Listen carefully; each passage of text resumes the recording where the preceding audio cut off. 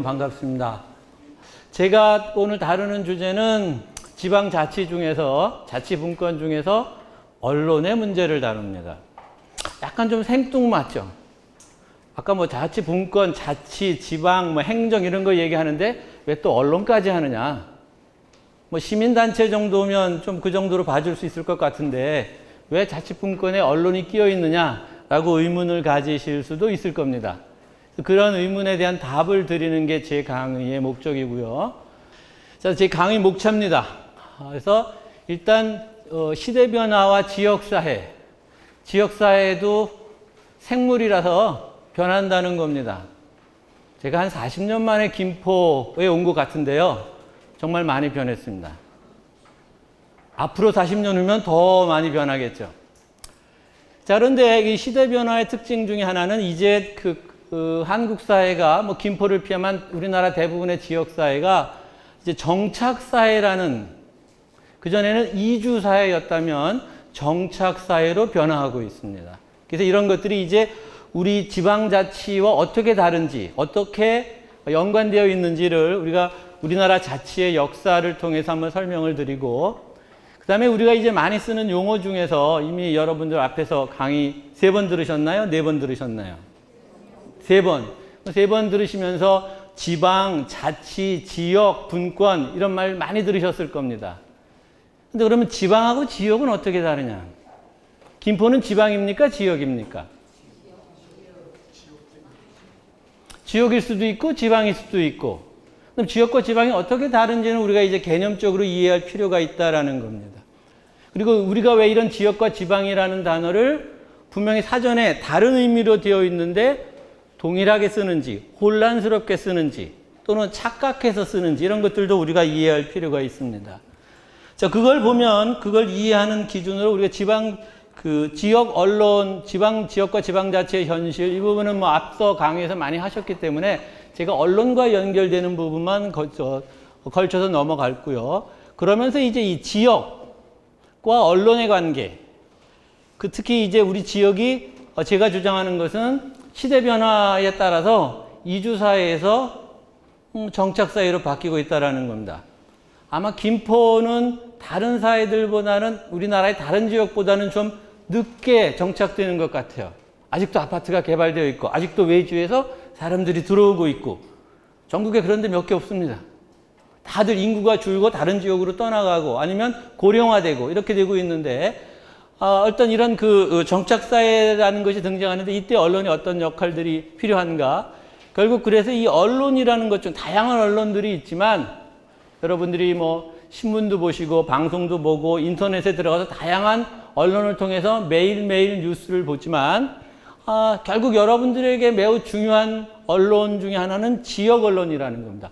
우리 지역에 대해서 얘기해주고 알려주고 우리 지역의 권력을 감시해주고 비판해주고 그래서 우리 지역의 시민들, 주민들의 의견을 대변해주고 우리 지역에서 어떤 일들이 일어나고 있는지 알려주고 그런 것들이 김포에 있나요? 없나요? 있습니다. 있겠죠. 예. 그럼 있다면 어떤 것들이 있고 얼마나 잘하고 있나 자 이런 것들을 우리가 한번 이 시간을 통해서 돌아보도록 하겠습니다. 자, 제가 제가 이 강의는 우리 자치분권대학에서 뭐 여러 지역을 돌아가면서 거의 동일한 강의를 합니다. 그래서 아까 우리 소개하신 것처럼 동영상 강의 보면 거의 똑같은 강의를 한다라는 겁니다. 강사는 거의 똑같은 내용을 강의하는데 그럼에도 불구하고 제가 지역마다 좀 다르기 때문에 다른 지역에 갈 때 그 지역에 대해서 좀 공부를 하고 옵니다. 그래서 제가 인터넷에 들어가서 김포를 봤더니 뭐 역사도 나오고 다양히 나오는데 놀라운 것 중에 하나는 인구가 크게 60년대, 70년, 80년대까지도 인구 김포시, 그 당시에는 김포군이었죠. 인구 10만 명이었다가 지금 2016년에는 35만 8천 명, 36만 명, 거의 4배로 늘었습니다. 여기 강의 들으시는 분 중에서 김포에서 태어나신 분 손 들어보세요. 김포에서 태어나신 분, 4분, 5분 정도, 7분. 네, 내리십시오. 네. 한 15%? 10 내지 15%. 경기도에서 태어나신 분 손 들어보세요. 김포군이 속해 있는 경기도에서 태어나신 분. 더 안 되시고요. 예. 자, 그러면 절반 이상이 김포가 아닌 다른 지역에서 태어나신 분들인데 지금 어쨌든 김포에 와서 사시는 거죠. 앞으로 2, 3년 사이에 3년으로 가정합시다. 3년. 아니 5년으로 할까요? 계산하기 편하게. 앞으로 5년 이내에 나는 김포 말고 다른 지역에 가서 살 것이다. 손 들어보세요. 다른 지역에. 이사 가실 분 없어요? 김포 말고 다른 지역에?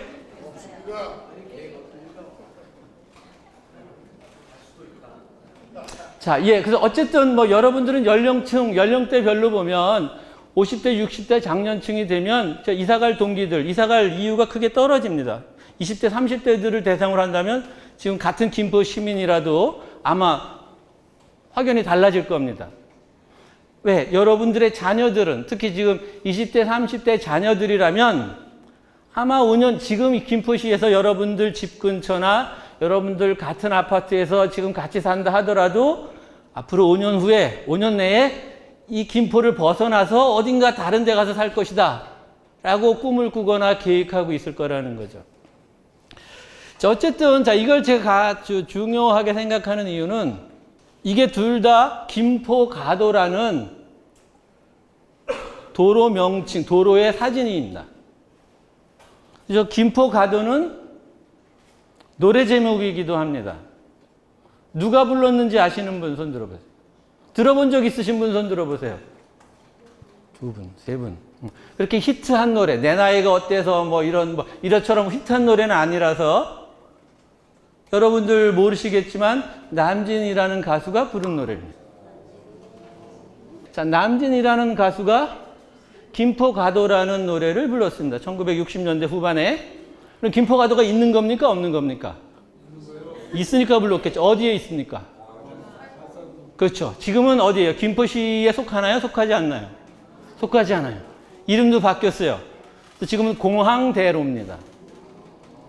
그게 우리나라 거의 최초의 신장로나 다름이 없었습니다. 여의도에 있던 공항을 김포로 옮기면서 자, 시내에 있는 사람들이 공항을 다녀야 되니까 이렇게 그 신장로를 만든 겁니다. 그게 지금은 이제 공항대로가 됐는데요. 그래서 김포 하면 자, 대표하는 것은 여전히 공항이에요. 그렇죠? 근데 아이러니컬하게도 김포에 있어요, 없어요? 그럼 왜 김포공항이라고 그런 건가요? 옛날에는 거기가 김포군이었는데 서울이 확장이 되면서 서울시 영등포구로 편입이 됐다가 나중에 강서구가 되고 뭐 양천구가 되고 이렇게 되면서 서울의 일부로 편입이 된 겁니다. 우리가 여러분들이 지금 살면서 많은 변화들을 겪어왔는데 자, 그러한 변화들이 여러분들만 변한 게 아니라 여러분들이 살고 있는 지역도 엄청나게 변했습니다. 자, 그러한 변화를 보여주는 게 대표적인 게 자동차입니다. 1980년대만 하더라도 우리 자동차가 1985년에 100만 대가 넘었다고 했을 때 제가 대학 다니던 시절이었는데요. 굉장히 커다란 뉴스였습니다. 우리나라도 이제 자동차가 100만 대가 넘어섰다. 자, 그런데 지금은 이제 2천만 대가, 20배가 더 늘었습니다. 제가 대학에 다닐 때 제 친구들 중에서 집에 자가용이 있는 애들은 한 명도 없었어요. 교수님만 자가용을 타고 다니셨어요. 그래서 간혹 교수님이 자가용을 한번 학생들을 태워주면 큰 자랑거리였어요. 자, 그러다가 이제 90년대 접어들면서 자동차가 크게 늘어나서 이제 집집마다 한 대씩 또는 집집마다 두 대씩 있는 생활 필수품이 됐죠. 그러면서 이제 이런 것들이 각 가정에서 구입하기 시작합니다. 뭔가요? 운전을 하려면 길을 알아야 되니까 이 지도책이 1980년대 요때에서부터 요때까지 약 한 10여 년 동안 우리나라에서 가장 많이 팔리는 책이 됩니다. 우리나라에서 가장 많이 팔리는 책. 그래서 그 지도책을 출판한 출판사들이 떼돈을 벌었습니다. 아직도 이게 차에 있으신 분 손 들어보세요. 옛날에 있었던 분 손 들어보세요. 옛날에는 다 있었지만 지금은 없어요. 그럼 이제 지도책에 있는 동네 이름이나 길 이름이나 다 잘 외우셔서 이제는 지도도 없이 여러분들이 어디든지 잘 찾아갈 수 있어서 그런 건가요? 그건 아니죠. 그렇죠. 자, 그래서 이 지도책이 없어졌는데 그러면 우리가 무슨 인공지능처럼 이 모든 길을 척척 알아서 가는 그런 사람이 된 게 아니라 이 내비라는 게 자동차에 내비 달려 있는 분 손 들어봐요. 자, 한 반 정도. 자, 집집마다 차가 생기고, 자, 차가 생기고 나서 얼마 있다가 모든 차마다 다 내비를 달았어요. 그러다 이제 다시 내비를 안 쓰죠. 여러분들은 아직까지 여러분 차에 내비가 있지만 여러분들 아들, 딸의 차에는 없어요. 왜? 뭐가 있으니까. 스마트폰이 다 알아서 해주니까. 그러면 이 지도책은 그 처음에 나왔을 때 5,000원부터 시작해서 뭐 10,000원, 제일 비쌀 때 20,000원까지 갔었다고 합니다. 내비는 여러분들 얼마 주고 사셨어요? 대부분 200,000원, 300,000원.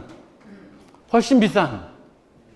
핸드폰은 더 비싸죠. 물론 핸드폰은 다른 통화도 하고 다른 데도 쓰지만 그럼 왜 바꾸시나요? 싼 게 좋은 거 아니에요?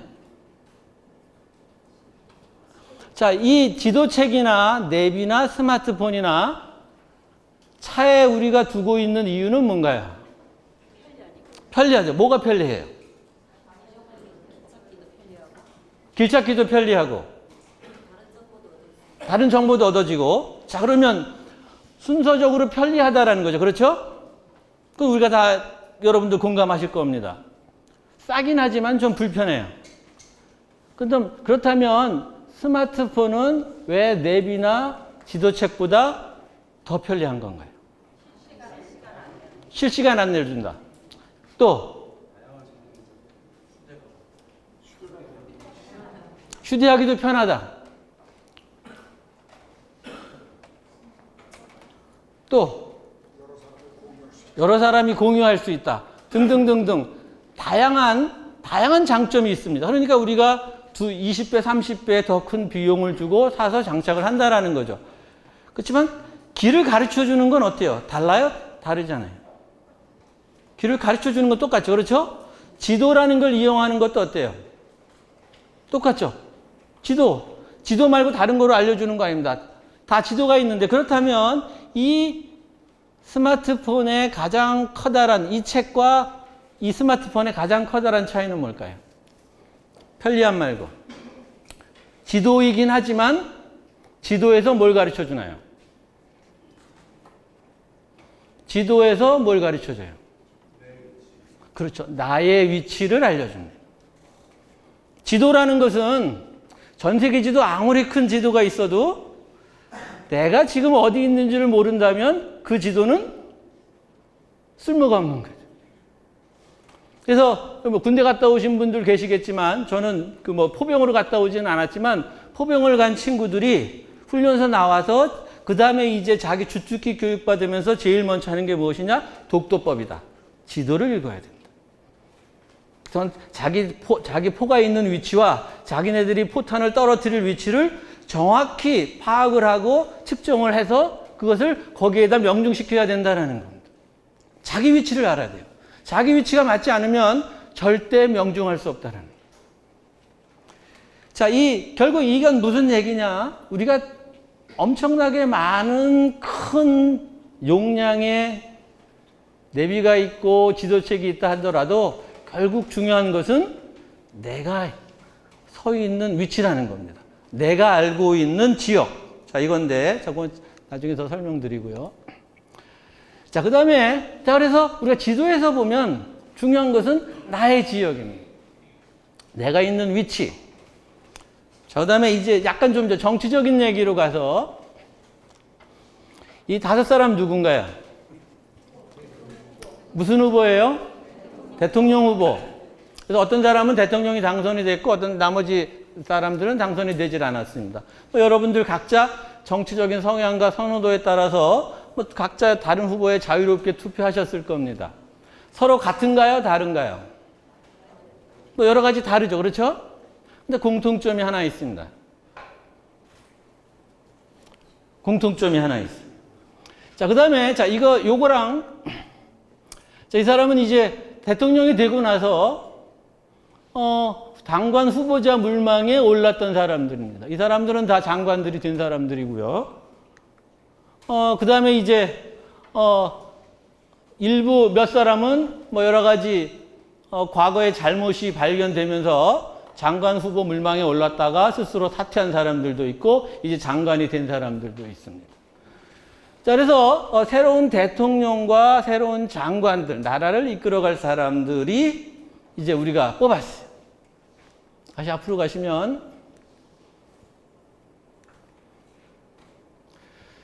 자, 그런데 이제 언론에서, 자, 이 사람들에 대해서 중요하게 생각하는 게 무엇이냐면, 이 사람들의 출신 지역이다.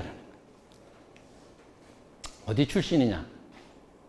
그래서 봤더니 수도권이 이렇고 충청도, 전라도, 호남, 영남 등등등등 해가지고 제주도와 강원도를 제외하고는 비교적 골고루 지역적인 안배를 했다라는 겁니다. 자, 우리가 대통령과 장관을 뽑았는데, 자, 출신 지역 중요해요? 중요하지 않아요?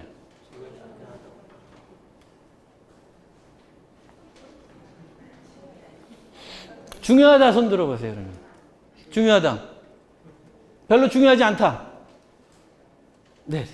왜 중요하지 않은가요? 능력이 중요하다. 능력이 비슷하다면 지역적으로 좀 골고루 나눠주는 건 괜찮지 않을까요? 그렇죠? 능력이 안 되는데 능력보다 지역이 우선이라면 문제가 되지만 비슷한 능력이라면 골고루 지역적으로 사람을 뽑아서 쓰는 게 상식적이고 타당하다라는 겁니다. 여러분들 다 그렇게 생각하실 겁니다. 근데 물론 능력을 고려하지 않고 지역만 골고루 했다라고 하면 그건 누구나 다 반대할 수 있는 건데. 자, 그래서 우리가 어떤 지도자를 뽑을 때 그 사람의 능력도 중요하지만 출신 지역도 따진다라는 겁니다. 근데 여기 아까 제가 출신 지역 물어봤죠. 그렇죠? 한 15%만 김포 출신이고, 여러분들에게는 출신 지역이 중요합니까? 지금 살고 있는 지역이 중요합니까?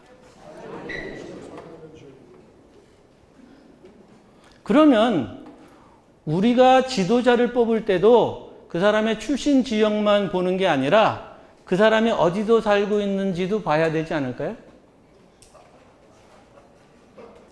제가 여기 와서 봤더니 국회의원이 2명이더라고요. 그렇죠? 아마 인구가 늘어가지고 한 사람이 더 늘어난 것 같아요.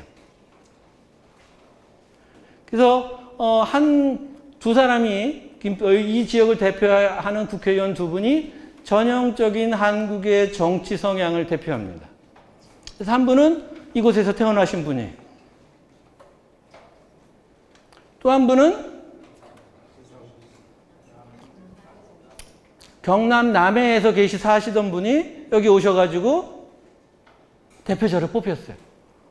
많은 김포 시민들이 그 사람이 출신 지역은 여기가 아니지만 멀리 우리와는 무관한 여기서 굉장히 멀리 떨어져 있는 다른 지역에서 살다 온 사람이지만 우리 지역 주민들을 위해서 일을 잘할 것이다 라고 믿고 뽑아줬다라는.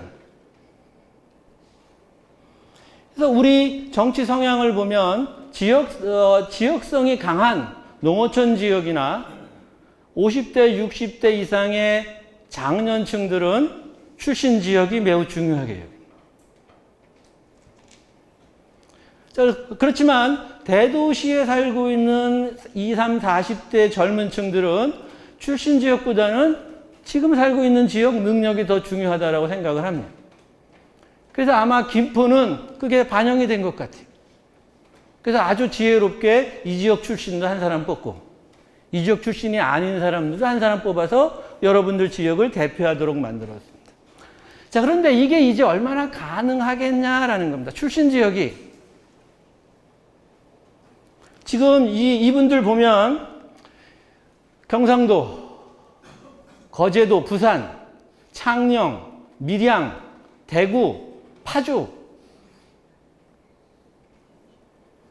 우리 지금 지금 요즘 초등학교 교사가 되는 교대생들, 교육대생들이 시위하고 있는 이유 중에 하나는 그런 지역에 학교로 발령되면 가고 싶지 않다. 여기 있는 장관 후보자들도 보면은요, 상주, 경북 상주, 충북 청주, 전북 정읍, 부산, 이분은 광주, 부산, 대전, 여기 이분 하나 서울, 안동 등등. 자, 우리가 흔히 다 알고 있는 어디요? 서울입니까? 지방입니까? 지방 출신들이에요. 앞으로 20년, 30년 후에도 이렇게 지방 출신 인재들이 서울에 와서 나라의 리더가 될까요? 자, 이 이유는, 이거는 이제 앞으로 이 시대는 지나갔다라는 겁니다. 제가 주장하는 거는, 즉, 무슨 얘기냐? 여기, 아까 우리 있는 대통령 후보들처럼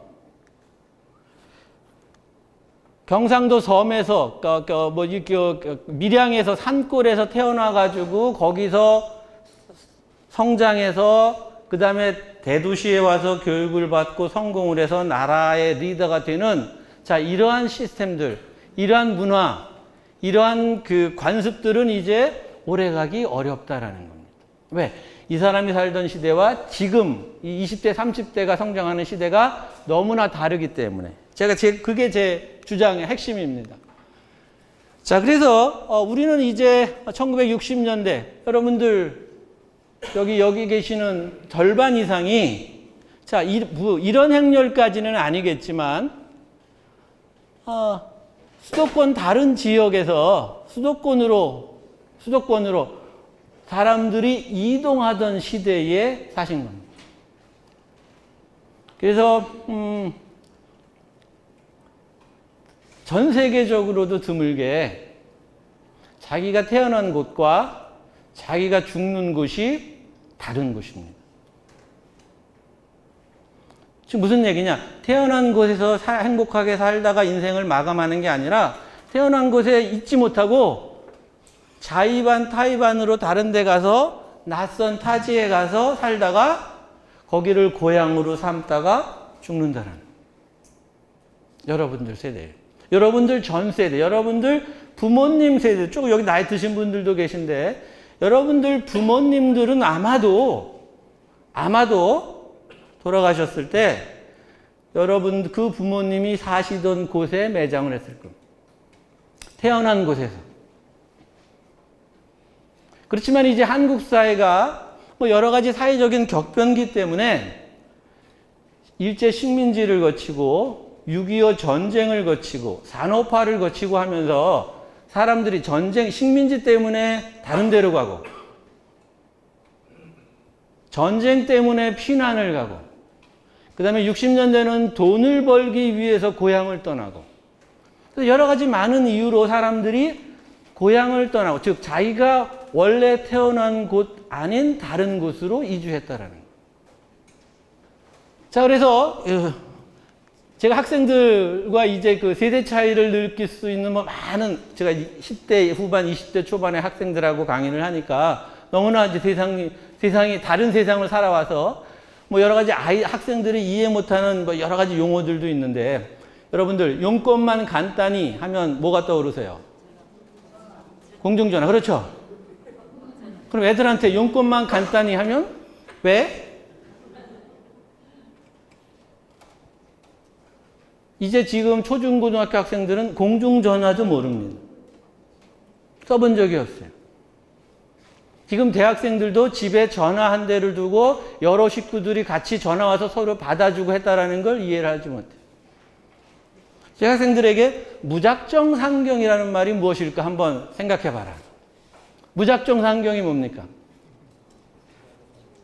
여러분들은 다 쉽게 이해할 수 있는 거죠. 그렇죠?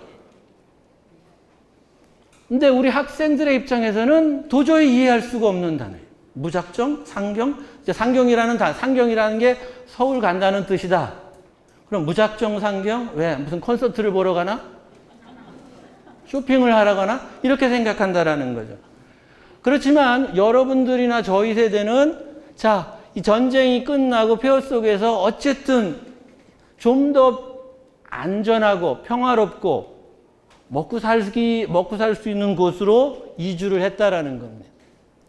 그리고 특히 이제 1960년대, 70년대 이후에는 이제 많은 젊은이들이, 많은 사람들이 일자리를 찾아서 이동을 했습니다. 여러분들도 그런 세대들이 많으실 겁니다. 자, 그런데 자, 이제 한국 사회가 다시 무작정 상경을 할까요? 지금 무작정 상경하는 애들이 있을까요? 상경을 했다 하더라도 일자리가 있을까요? 그 시대는 지났다라는 겁니다. 그건 무슨 얘기냐? 한국 사회는 이주의 시대, 사람들이 좀 더 좋은 곳으로 이주하던 국가 내에서 시대는 끝이 났다라는 거예요.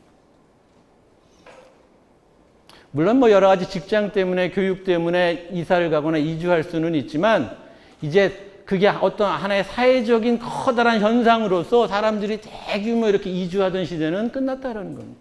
여러분들 김포 안 떠나잖아요. 자, 그래서 그걸 보여주는 게 뭐냐 하면, 요거는 할머니가 아기를 봐주면서 너무 힘들다라는 요즘 할머니들이 요즘 그 20대, 30대 자녀들의 육아를 할머니들이 책임지고 있다라는 그 기사에서 나온 사진입니다. 요거는 이제 추석 때 젊은 사람들이 KTX를 타고 뭐 이제 귀향을 하는 부모님 사는 데를 찾아가는 자, 이런 기사에 쓴 사진입니다. 다 뉴시스라는 언론사 기사에서 사용한 사진인데 자, 앞으로 어떤 게 더 많아질까요? 추석에 고향 가는 사람들이 이제 없죠. 어딜 가요? 해외여행 갑니다. 자, 그렇게 된 이유 중에 하나는, 자, 이제 한국 사회는 뭐 여러 가지 그 변화가 있는데 특히 이제, 이 도시화. 전 세계적으로도 유례가 드물게 국민들의 90%가 도시에 살고 있습니다. 뭐, 김포는 김포시이긴 하지만 도시 지역과 농어촌 지역이 이제 같이 복합되어 있는 지역이죠. 그렇지만 뭐, 인구 통계를 보면 이 시내권에 사시는 분들이 훨씬 많을 겁니다. 그래서 이 90%라는 것은 전 세계적으로 없습니다. 뭐 대부분 한 5대5, 4대6 이 정도 되고 이 90% 되는 나라는 홍콩, 싱가폴처럼 아예 나라가 하도 작아서 나라가 거의 도시인 그런 나라들을 제외하고는 이렇게 많은 사람들이 도시에 밀집해서 살지 않습니다. 뭐 그런 것들 뭐 여러 가지로 보면 자, 그래서 이 도시화가 진행되니까 이제 이 정착사회라는 게, 즉, 자기가 태어난 곳에서 성장해서 직업을 찾고 배우자를 찾고 가족을 꾸리고 그렇게 살다가 죽는다. 자, 이게 보편적이다라는 것을 입증하는 근거 자료입니다. 어디 미국의 자료인데요.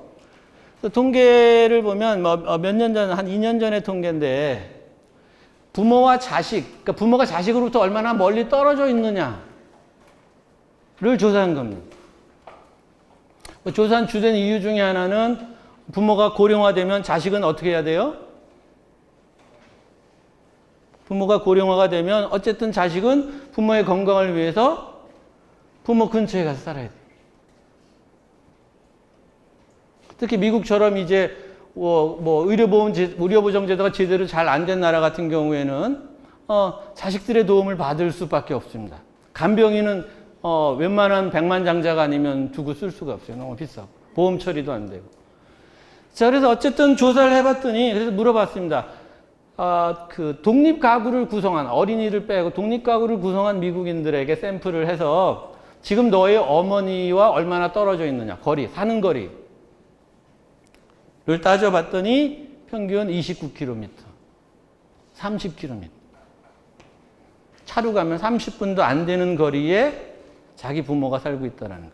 무슨 얘기냐 하면 그 부모와 자식이 함께 한 지역에 같이 살고 있고 그러면서 동시에 그 사람이 부모가 사는 지역이라는 것은 대부분 자기가 성장한 지역이다라는 겁니다. 그 지역에서 살고 있다라는 거예요.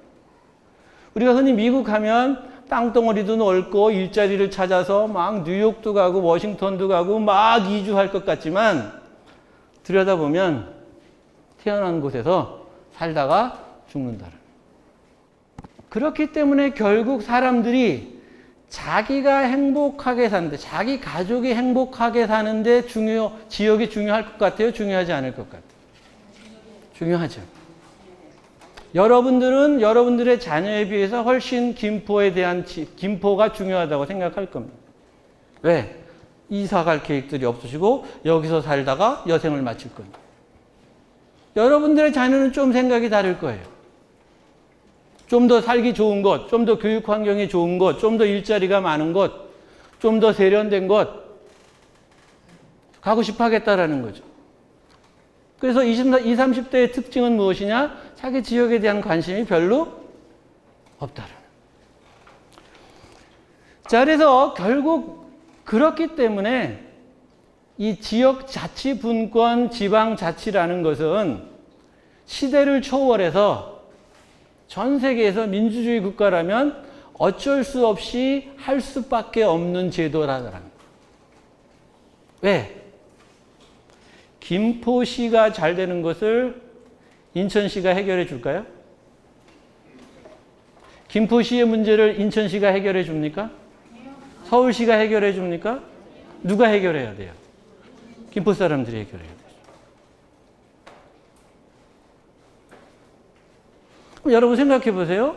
나는 김포에 살 건데, 김포를 떠나지 않을 건데, 그러면 이 지역, 내가 행복하게 여생을 마치거나 행복하게 삶을 영위하는 데 있어서 중요한 조건은 거의 다 여기에 있습니다.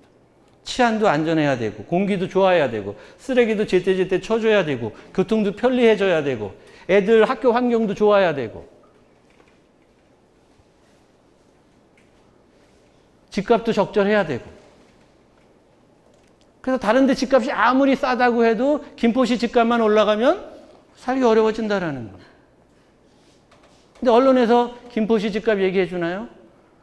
저 강남에 무슨 음마 아파트가 어떻고, 다른 데 집값 얘기를 해 주는데, 우리 김포시의 부동산 문제는 어떻게 되는, 이런 것들은 별로 얘기 안 해 준다라는 거예요. 그러니까 여러분들은 어떤 지금 세상에 살고 있느냐? 자, 우리가 논리적으로 생각을 해보면 나와 내 가족을 위해서 이 지역이 중요하긴 한데, 그리고 우리 지역의 문제를 그래서 우리 스스로 결정할 수밖에 없고 다른 사람들이 해결해 주지 않을 텐데, 근데 대부분의 사람들은, 여러분들은 좀 예외적이라서 자치분권 이런 재미없는 강의라도 한번 들어보자. 지역에 대해서 관심이 있으시니까. 그렇지만 대부분의 김포 시민들은, 대한민국 국민들은 자기가 살고 있는 지역에 대해서 별로 관심이 없다는 거예요. 자기네들에게 가장 중요한 건데. 왜 그렇게 관심이 없느냐? 여러 가지가 있지만, 첫 번째는 지방자치를 하지 않았고, 그 다음에 두 번째는 우리가 사회 문화적으로 여러분들이 이주의 시대에 계속 살았기 때문에 정착 시대에 살고 있는데 아직도 우리가 이주의 시대에 살고 있다고 착각하고 있는 거예요. 갈 데가 없는데 어딘가 더 좋은 갈 데가 있다라고 착각하고 있다라는 거예요. 자, 그래서 뭐 지방자치 문제는 제가 건너뛰겠습니다. 아마 다른 분들이 다 충분히 강의를 해 주셨기 때문에 암행어사 얘기만 하고 넘어가겠습니다. 이건 뭐 일부 지방자치 역사 할 때 좀 다루겠는데, 자, 암행어사는 뭔가요? 암행어사 하면 떠오르는 사람 누구예요? 박문수. 제가 살고 있는 충남, 아산, 천안 뭐 그 근처에. 암행어사는 뭐 하는 사람이에요? 누구를 징벌하는 사람입니까? 지방관리를 징벌하는 사람이에요. 왜 지방관리를 징벌하죠? 왜 지방관리를 징벌합니까? 거리가 멀어서? 지방에 있는 뭐 불협화음 같은 것을 네. 중앙에 왕께 보고하는 그런 역할을 하지 않나요? 비슷하게 굉장히 그 공부를 열심히 하셔가지고 잘 알고 계시는 것 같은데, 예, 맞습니다.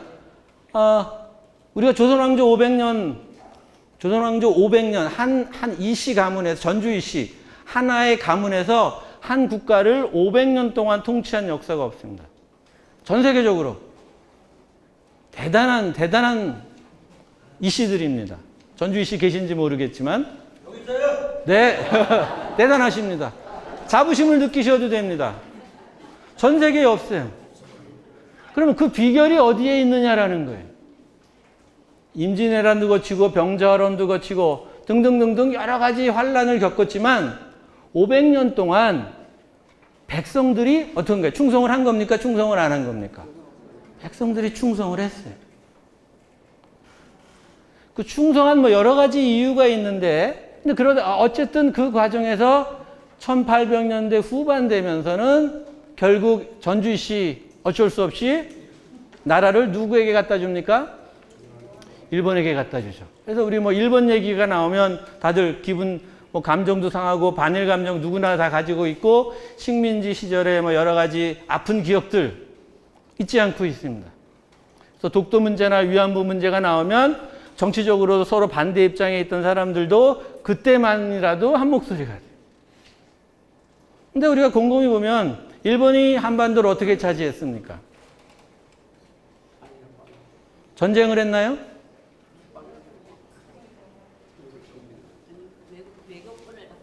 외교권을 박탈하고 경찰권을 박탈하고 무슨 얘기냐? 그냥 군대 하나 피 하나 흘리지 않고 지들이 와가지고 문서 조약 사인해서 자기네 나라 만들었어. 역으로 말하면 우리는 그냥 갖다 바친 거예요.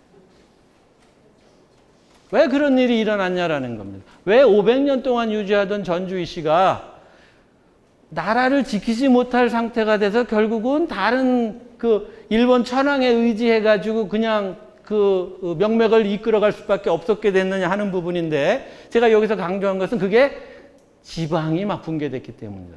지방자치가 제대로 작동하지 않았기 때문에. 그래서 지방자치가 제대로 작동하지 않았다라는 것을 보여주는 사례가 바로 암행어사입니다. 암행어사는 말씀하신 대로 지방의 관리들이 부패해서 그런 부패한 관리를 징벌하기 위해서 왕이 마패를 주고 너 몰래 가서 감시하다가 잘못하면 처벌해라. 그럼 암행어사가 없던 시절에는 어땠을까요? 암행어사가 조선시대 내내 있었던 게 아니라 조선 후기에 잠깐 등장했다 사라집니다. 암행어사가 없던 시절에는 어떻게 했느냐? 각 지역마다 거기 왕이 파견하는 수령이 있고, 즉 군수, 시장, 군수, 현감, 그걸 왕이 파견합니다. 대신 향리라고 해서 직업 공무원은 그 지역 출신들입니다. 그 다음에 사림이라고 해서 양반 계층들, 그 지역에 거주하고 있는 양반 계층이 지도권을 행사합니다. 그래서 이 세 팀들이, 이 세 그룹이 분권이 돼 있었어요. 수령이 마음대로 향리를 가지고 놀지 못하고 수령이 사림에게 이래라 저래라 하지 못해요. 특히 이런 것들을 하기 위해서 상피제라는, 혹시 뭐 여러분들 이미 공부하셨는지 모르겠는데 상피제가 뭔지 혹시 들어보신 분 손 들어보세요. 조선시대에 왕이 관리를 파견할 때 불문율로 여기던 제도입니다. 상피제라는 것은 무엇이냐? 아주 쉽게 말하면 그 지역 출신 인재는 그 지역에 보내지 않는다. 서로 피한다라는 겁니다. 김포 출신이 김포 군수로 못 온다라는 거예요. 왜 그러느냐? 그렇게 하면 이 시스템이 무너질 것이기 때문에. 왕이 파견한 관리와 그 지역의 지방 유지들이 서로 짝짝꿍 해가지고 결국 왕에게 바쳐야 하는 세금도 안 내고 군대도 안 보내고 그런 부패가 횡행할 수 있기 때문에 아예 이 상피제라는 걸 만들었습니다. 근데 이런 것들이 제대로 지켜지지 않으면서 결국은 암행어사까지 만들어서 해봤지만 지방에서 건강한 지방이 만들어지지 못합니다. 그래서 그걸 상징하는 춘향전에 나오는 변학도 같은 그런 탐관 오리들이 전국 곳곳에서 이제 그 백성들의 노교를 빼앗게 되고, 그러다 보니까 이제 나라가 민심이 흉흉해지고 각각 반란이 일어나고 봉기가 일어나고 그래서 이러한 그 동학혁명 같은 것들이 일어났을 때 여러분들 뭐 동학혁명을 제가 여기서 얘기할 건 아니지만 동학혁명에서 요구하는 중요한 것 중에 하나도 지방자치입니다. 지방에서 관리들이 청렴하고 백성들을 위할 수 있게끔 하면서 왕에게 충성할 수 있는 시스템을 만들자. 근데 그것을 받아들이지 못했고 그렇지만 그렇다고 동학혁명을 제압할 수 있는 힘도 없었어요. 그러다 보니까 어떻게 해요? 어느 나라 군대를 끌어들였습니까? 청나라 군대와 일본의 군대를 끌어들여서 무력 진압을 한 거예요. 그리고 나서 이제 청일전쟁이 벌어졌죠. 청일전쟁 어디서 일어났어요? 청일전쟁 들어보셨죠? 국사책에 나오는 겁니다. 그렇죠? 어디서 일어났는지는 별로 기억을 안 하려고 해요. 여기서 일어났습니다. 여기 인천, 이쪽 서해안 지역이 주요 격전지였습니다. 어느 나라가 이깁니까? 일본이 이기죠. 그래서 일본은 조선군과 싸운 게 아니라 사실상 청나라 군대와 싸워서 이기면서 한반도를 자신들의 식민지로 만든 겁니다. 근데 그 일본이 한반도를 장악할 수 있게 된 여러 가지 원인 중에 하나는 각 지방이 부패돼 있고 각 지방이 자치를 하지 못하고 경쟁력을 갖지 못하고 건강성을 잃으면서 민심이 흉흉해지고 이 과정에서 결국 국가 시스템이 붕괴되는 그러한 위기를 맞게 되는 겁니다. 자, 그래서 우리가 이제 이 지방자치라는 것은 역으로 보면 여러분들 배우셨겠지만 아주 훌륭한 전통이 우리나라에 있습니다. 이시왕조 500년 지방자치 덕분입니다. 매우 안정적인 지방자치 덕분이었다라는 거죠. 자, 그런데 이런 지방자치를 이제 식민지가 되면서 하지 못하고 또 우리가 군사 독재 시절을 거치면서 하지 못합니다. 근데 식민지가 되면서 지방자치를 안 했느냐? 그것도 안 해요. 했어요. 일제 식민지 시절에도 지방자치를 했다라는 겁니다. 그래서 도의회가 있고 군의회도 있었어요. 대신 매우 제한적이었습니다. 일제시대 지방자치는 누구를 위해서 했을까요? 일본 사람들. 어떤 일본 사람들? 일본 본토에서 한반도로 건너온 약 30여만 명에 달하던 일본인들이 일본 본토에서는 지방자치를 하는데 왜 우리 이 식민지에서는 안 하느냐? 조선에서도 하게 해달라라고 해서 1930년대 지방자치를 하게 됩니다. 그런데 일본인들만 하면은 모양이 안 좋으니까 한국인들을 끼워 넣습니다. 또 한국인들은 여러 가지 조건들이 있습니다. 땅, 재산이 얼마 정도 돼야 되고 등등등등. 그래서 매우 제한적으로. 선거를 할 수 있는 한국 사람들도 매우 제한적으로. 일본인들은 당연히 하고. 그럼 이 과정에서 이런 일본인들이 실시한 지방자치에 참여한 한국인들은 어떻게 친일 인사였겠습니까? 반일 인사였겠습니까? 당연히 친일 인사였겠죠. 그러면 그 당시 대한민국 국민들이 그런 지방자치에 참여하는 정치인들을 존경했었습니까? 증오했겠습니까? 당연히 증오하고 질시했겠죠. 다른 정치 지도자들은 가서 독립운동하고 있는데 도의회, 군의회 의원이라고 나가서 행사하는 이런 사람들에 대해서 국민들이 좋은 여론을 가질 리가 없다라는 겁니다. 자, 이것이 이제 우리 식민지 시대를 거치면서 지방자치에 대한 반감, 문화를 만드는 하나의 요인이 되기도 합니다.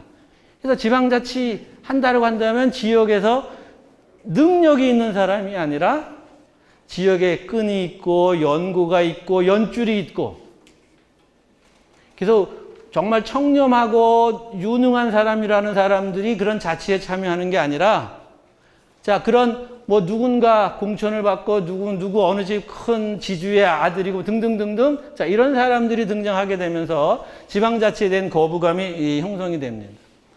그나마도 이제 우리 군사독재가 되면서 지방자치를 하지 못했고요. 민주화 시대에서 그저 우리가 이 1980년대 후반 6.29 선언 등등 거치면서 이제 민주화를 하면서 독재 정권 하에서 더 이상 못 살겠다. 시민들이 나서서 독재 정권을 물리치고 이 과정에서 우리가 6.29 선언을 이라는 매우 중요한 역사적인 이벤트가 발생합니다.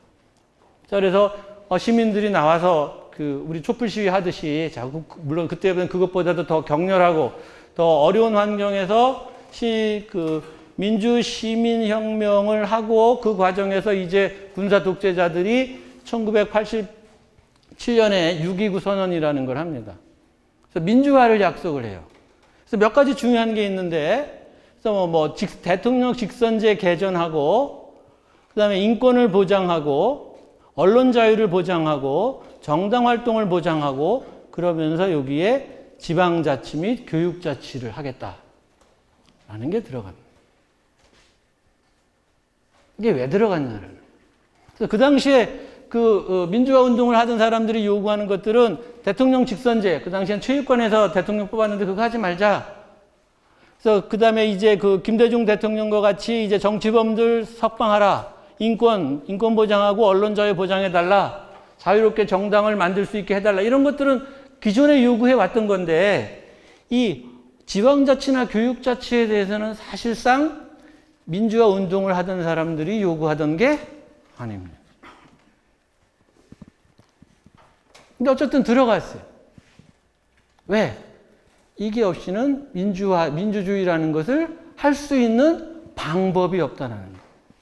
전 세계 모든 민주주의 국가, 실질적인 민주주의를 하는 국가, 즉 주권 재민의 원칙에 따라서 공화국 체제로서 여러분들이나 저와 같은 개인들이 권력을 바꿀 수 있는 그런 국가 치고 지방자치를 안 하는 나라는 없어요.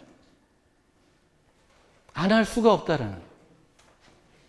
자, 그러면서 이제 80년대 후반 90년대 접어들면서 이제 지방자치라는 말이 생기고 지역사회라는 말이 생기고 요즘에 들어서는 자치, 분권, 지방분권 등등등등 이게 이제 중요한 화두가 됩니다. 모든 사람들에게 다 중요한 건 아니고 주로 지방에 사는 사람들에게. 그래서 이 과정에서 이제 한국사에서 아까 제가 처음 말씀하신 것처럼 지역이라는 말과 지방 어떻게 다른 거냐? 어떤 의미, 어떻게 써야 되는 거냐? 혼란스럽게 시작하고 이런 것들이 지금 우리 사회가 갖고 있는 지역사회, 지방분권, 지방자치 이런 것들이 매우 위태롭고 불완전한 상황이라는 것을 의미합니다.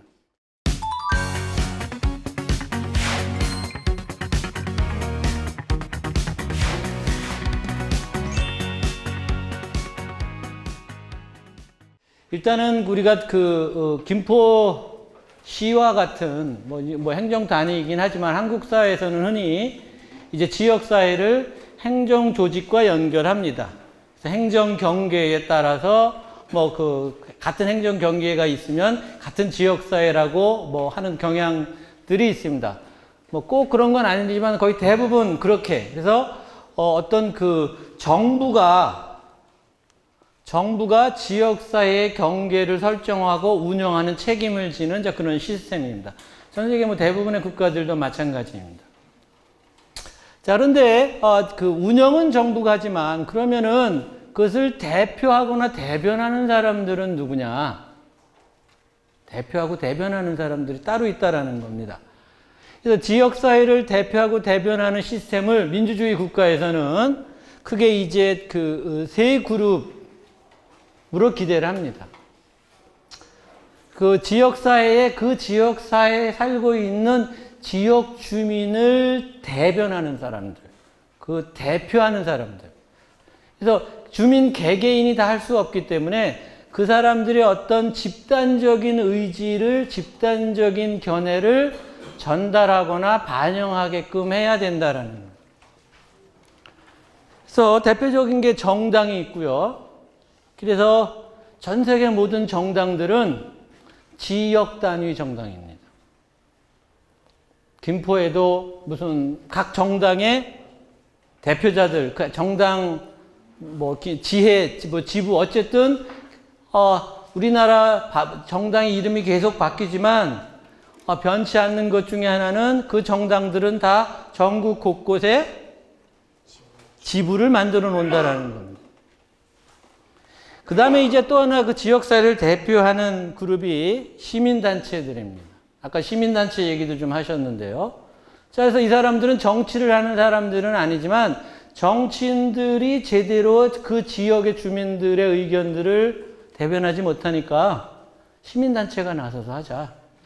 그래서 각 지역별로 시민단체가 생기고, 그 다음에 그 지역의 언론들이 그 지역 주민들을 대표하거나 대변해서 문제 제기를 합니다. 그래서 김포시장이 뭘 잘못한다, 김포 출신의 국회의원이 뭘 잘못한다라고 하면 다른 지역의 언론이 문제를 삼기보다는 그 지역 언론이, 그 지역 주민들이 사용하는 언론이 먼저 문제 제기를 한다라는 겁니다. 자, 문제는 그런데 현재 지금 한국 사회에서는 이 정당이나 시민단체나 언론이 지역사회를 대표하는 그런 기능과 역할들을 아직은 잘 하지 못한다라는 겁니다. 아직은. 그래서 앞으로 개선될 여지가 무척 많다라는 겁니다. 자, 그래서 일단은 지금 그 시민단체를 보면은요, 김포에도 뭐 여러 가지 다양한 시민단체가 있을 거라고 생각이 되는데, 대부분 보면 특히 이제 지방자치를 시작하고 나면서 참여자치라는 이름으로 각 지역 단위에서 다양한 시민단체들이 생겼습니다. 근데 이 지역에 있는 시민단체들은 지역에 자영업 하시는 분들하고 처지가 매우 비슷합니다. 무슨 얘기냐? 개업식 하는 날 제일 손님이 많이 옵니다. 친구도 오고 한번 팔아줘야 되겠다 하고 뭐 서비스도 좋을 것 같으니까 한번 가보자. 그 다음부터 손님이 줄어듭니다. 거의 대부분. 시민단체도 마찬가지입니다. 창립대회. 그래서 제가 이 창립대회 뉴스에 나온 시민단체들을 다 조사를 했는데 그 이후에 활동이 거의 없습니다. 창립하고 끝난다라는 것. 여러분들 한번 생각해 보세요. 과거에 무슨 주민자치, 주민 참여하고 의정감시, 의정기지단 뭐 등등등등 뭐 환경감시하고 뭐하고 많이 생길 듯 한다고 얘기는 많았는데 어느새 다 흐지부지 없어졌다라는 거죠. 그런 데서 일하던 사람들 다 정치판으로 다 가고 다 갔다라는 것은 좀 과장된 것이고, 자, 그래서 이 시민단체들도 제대로 기능을 하지 못합니다. 그래서 이제 정부가 주로 그 자치를 책임지는데, 그래서 자치하면 흔히 정부. 그래서 지금 우리가 하는 이 자치분권 대학도 지방 정부에서 기금을 마련을 해가지고 강좌하는 겁니다. 자, 그런데 이 자치라는 것이 한국 사회의 경우에는 이 정치 구조, 한국 사회의 정치적인 모순을 그대로 답습을 했습니다. 즉, 1995년에 우리가 민선 자치를 하면서 지방 자치를 할 때 그 기존에 있었던 중앙에서 하던 기존의 정당 정치 시스템을 그대로 받아들여 왔습니다. 그래서 어떤 구조가 생겼냐 하면, 국회의원은 지방자치단체장, 지방의원들 간에 실질적으로 서로 도와주는 관계. 여러분들 대통령 선거해서 선거 유세 때 나오면 누가 선거 운동합니까? 대통령 선거 나올 때 김포에서 대통령 후보 선거의원 선거운동 누가 했어요? 국회의원 했죠. 그렇죠? 지역 국회의원이 앞으로 이제 그 다음 총선에 나갈 때는 누가 선거운동 해줘요? 지방의 시군구 의원들이 해준다. 그러면 왜 해주느냐? 안 해주면 공천을 못 받기 때문에. 그래서 이게 지방자치를 망친다라는 것은 모든 사람들이 하는 얘기입니다. 기초자치단체 내에서 무슨 이데올로기, 한국처럼 보수, 우익으로 나뉘은, 그렇게 나눠서 할 게 뭐가 있느냐. 기초자치단체만이라도 정말 그 지역 출신의 유능한 사람들이 일할 수 있도록 하자. 하는데 모두 공감하고 그런 의견을 제시해서 지난 선거, 이번 선거 모두 기초의원 정당공천체 폐지하겠다라고 하지만 안 됩니다. 결국은 안 됐고 이번에도 안 됩니다. 왜냐? 벌써 지금 언론에서 나오는 것은 지방선거 공천을 놔두고 지금 서로 치열하게 싸우고 있습니다. 지금 많은 정당들이 다 서로 싸우고 있죠? 왜 싸우고 있어요? 지방선거 공천 때문에 싸우고 있어요. 누가 정당 대표가 되느냐에 따라서 그 사람이 후보 공천을 해줄 수 있으니까. 자, 그래서 그러다 보니까 실질적으로 이런 그 지방선거까지도, 자치단체 선거까지도 정치화되면서 이제 사람들은 정치인들을 좋아합니까? 싫어합니까? 그래서 가장 쉽게 욕할 수 있는 사람들이 정치인이지. 모든 문제가 발생하면 그 사람들 탓으로 하면 돼요. 그 사람들 탓이기도 하고. 자, 그러다 보니까 그 중에서 특히 지방선거 같은 경우에는 투표율이 급격히 낮을 수밖에 없다라는 거죠. 그래서 정작 자기가 살고 있는 지역의 대표를 뽑는데 아무나 뽑아도 상관없어요? 그렇죠? 그렇지만 많은 사람들이 무관심하다라는 겁니다. 왜? 아무나 뽑아도 상관없는 게 아니라 나온 후보가 그 사람이 그 사람이라 내가 투표하는 게 아깝다. 내가 이런 후보를 지지해 줄 수가 없다. 자, 이래서 기권 참여하지 않는 사람도 굉장히 많다라는 겁니다. 그래서 지방선거 투표율은 낮아지고요. 참여 단계 넘어가도록 하겠습니다. 자, 그러면 이런 모순들은 무엇이냐 하면 지역사회가 중요하지만 지역사회에 참여도 안 하고 관심도 별로 없다는 거예요. 그럼 그 참여와 관심이 저절로 생기는 거냐? 참여하지 않는 사람을 탓할 수 있느냐? 무관심한 사람을 탓할 수 있느냐? 그건 아니다라는 거예요. 민주주의 사회에서는 무관심할 수 있는 자유도 있고 참여하지 않을 자유도 있고 참여하지 않을 권리도 있는 겁니다. 문제는 참여하고 싶은데도 참여하지 못하고 알고 싶은데도 알 수가 없을 때 문제가 발생한다라는 거죠. 근데 우리는 그런 조건이 지금 설정되지 않았다라는 겁니다. 자, 그래서 궁극적으로 이제 지방자치가 잘 되려면 아주 쉽게 말하면 선거를 잘해서 유능한 사람들이 그 자치단체를 대표하고 싹 바꿔놓고 그래서 주민 친화적으로 만들면 됩니다. 근데 그게 잘 안 되는데 참여란 어떤 것이냐? 이게 제 전공입니다. 참여라는 것은 하나의 행동입니다. 액션. 그래서 촛불 시위가 됐든 태극기 시위가 됐든 어떤 행동을 하려면 이 단계가 순차적으로 충족돼야 돼요. 이 중에 하나라도 충족되지 못하면 참여 행동으로 나타날 수 없다라는 거예요. 첫 번째는 무엇이냐? 정보가 있어야 된다라는 겁니다. 촛불 시위를 하든 탄핵을 하든 뭘 알아야 정보를 입수해야 되겠죠. 신문을 보든 방송을 보든 카톡으로 보든 그다음에 그런 정보에 대한 관심을 가져야 됩니다. 정보가 있다고 다 관심 갖는 거 아니죠. 여러분들 텔레비전에 나오는 거 다 일일이 기억하고 주목하는 게 아니다라는 겁니다.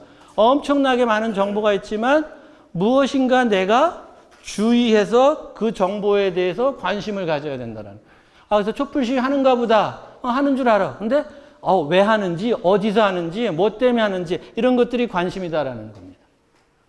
그 관심만 가지고 그러면 바로 촛불 시위에 갈 수 있느냐? 그렇게 아니다라는 거예요. 관심 다음에는 공감할 수 있어야 돼요. 그래서 공감은 반대도 역으로 촛불 시위를 반대하기 위해서 나가는 사람들도 있습니다. 태극기 시위를 반대하러 나가는 사람들도 있는데 어쨌든 이런 공감대가 형성이 되고 공감대가 형성된 사람 중에서 일부가 행동에 옮기는 거예요. 자, 무슨 얘기냐? 정보 습득한 사람 중에 일부가 관심을 갖고, 그렇죠? 제가 아까 전혀 여기 오면서 시내를 잠깐 들렸더니 어떤 아저씨가 전단지를 나눠줘요. 아파트 분양하는. 그러면 그거 받아가는 사람들 많이 있지만 받아가는 사람마다 다 보는 거 아니죠? 받아가는 사람 중에서 바로 휴지통에 넣는 사람도 있고 유심히 살펴보는 사람도 있고 그래서 그 광고를 보고 모델하우스 가는 사람도 있고 아파트를 사는 사람도 있을 수 있을 텐데 그 확률은 점점 낮아진다라는 겁니다. 문제는 이게 없으면 이게 없으면 이걸로 이어지지 않는다라는 거죠. 가장 쉬운 방법으로 투표 봅시다. 투표는 다 하실 테니까 투표를 안 한. 투표를 어떤 때 투표를 안 하느냐 하면 자, 선거나 후보자에 대한 정보가 없으면 여러분 투표할 수 있어요? 누가 나왔는지 모르면 그 나온 사람이 어떤 사람인지 모르면 그래서 알지만 선거해. 그 누가 나왔는데 누가 되든 난 상관없어. 관심이 없으면 역시 투표 안 한다라는 겁니다. 그래서 누가 나왔는지도 알고 선거도 하고 싶지만 찍을 만한 사람이 없네? 그래도 안 간다라는. 그러면 그렇게 되면 결국 포기할 수밖에 없다라는 거죠. 그래서 이러한 단계들이 매우 충족돼야 되기 때문에 사람들이 어떤 지역사회 내에서 정치적, 참여적 어떤 행동을 옮긴다라는 것은 매우 어렵다라는 거예요. 자, 여러분들 자치분권 대학을 홍보하기 위해서 김포시청에서 뭐 많은 사람들에게 정보를 줬겠죠. 근데 여러분들은 정보도 입수하고 관심도 갖고 그다음에 이게 중요하다고 공감을 가져서 이 시간에 이 무더위에 저녁에 7시에 저녁 먹고 오셔가지고 7시부터 9시까지 재미없는 강의를 듣고 계시는 거예요. 재밌습니다. 감사합니다. 단계별 퍼센트 혹시 나온 게 있나요? 뭐 아직까지 그렇게까지 나온 건 없습니다. 그건 이제 상황마다 다 다르기 때문에. 예, 그래서 이제 어쨌든 이 단계는 반드시 우리가 인지행동이라고 해가지고 행동을 하기 전에는 어떤 인지가 있어야 된다라는 겁니다. 그 인지가 중요한 게 무엇이냐? 바로 정보입니다. 여러분들이 지역에 관한 정보를 어디서 입수하냐라는 거예요. 그래서 제가 오기 전에 김포시의 뉴스를 봤더니 뭐 지금 작아서 좀 안 나옵니다만 김포시의 언론이 안 떠요.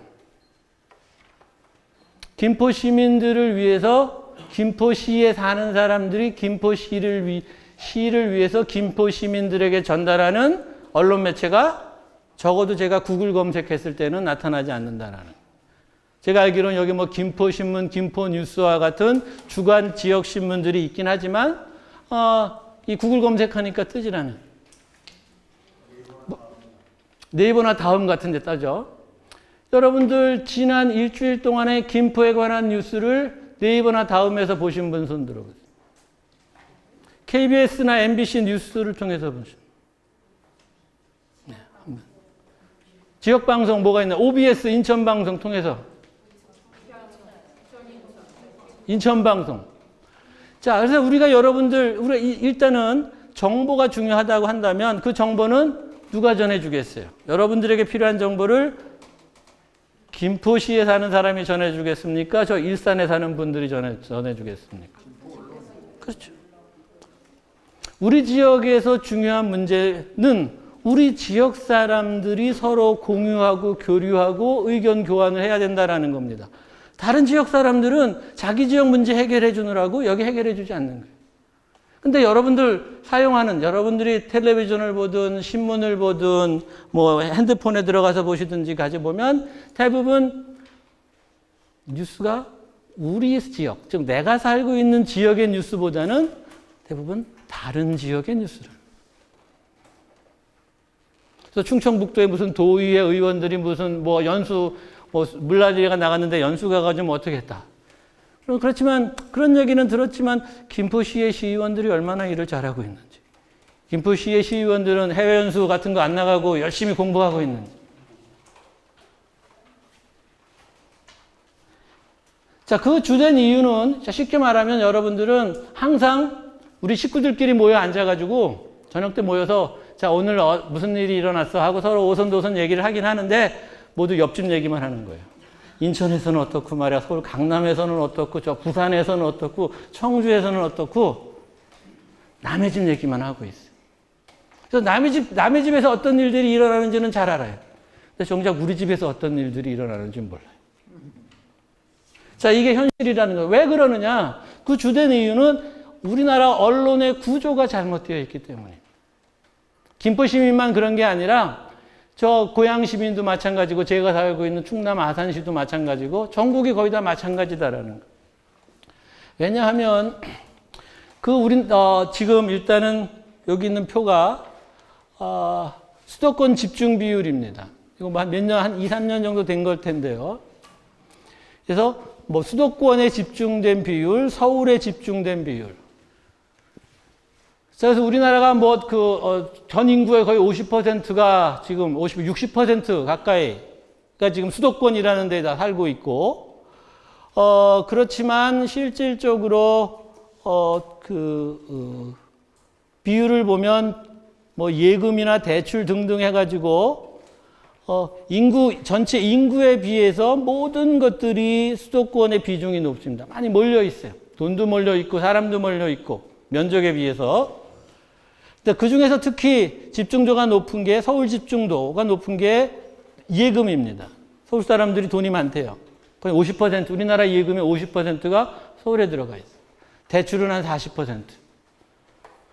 수도권으로 따지면 한 70% 정도 되고, 이것도 지금 굉장히 특정 지역에 많이 몰려 있다. 50%까지나 몰려 있다니. 그런데 더 우리나라에서 가장 집중도가 높은 게 뭐냐면 바로 제가 오늘 본격적으로 강의하는 언론입니다. 언론은 거의 다 서울에서 만들어집니다. 90%가.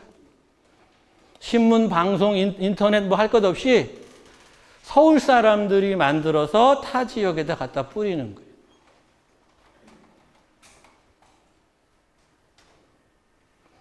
지금 보면, 제가 KBS 수신료를 제가 통계를 내는 이유는 KBS 수신료는 강제 징수를 하죠. 여러분들이 TV 수상기를 구입하시면 수신료를 2,900원인가를 매달 내야 됩니다. 의무적으로.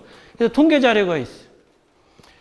자, 서울의 수상기 비율이 19%, 경기도의 수상기 비율이 19%, 인구 비례랑 거의 같아요. 수신료도 서울 사람들이 20% 내고 경기도가 20% 내고. 그래서 수상기 비율과 수신료 내는 비율은 인구 비율에 맞춰가지고 전국 각지 골고루 흩어져 있다라는 겁니다. 그런데, 전국의 시도별 방송 제작비나 방송 사업자의 비율을 보면 거의 대부분 서울에 몰려 있어요. 서울 사람들이. 다 서울에서 만든다라는 겁니다. 한 지역에서 다 만들어서 그걸 각 지방에 나눠준다라는 거. 이게 왜 문제가 되느냐라는 거. 그 다음에 포털 뉴스 같은 것들도 마찬가지고, 포털 뉴스도 네이버나 다음, 우리 뭐 알고 있는 이런 것들 다 수도권에 다 몰려 있다라는 거.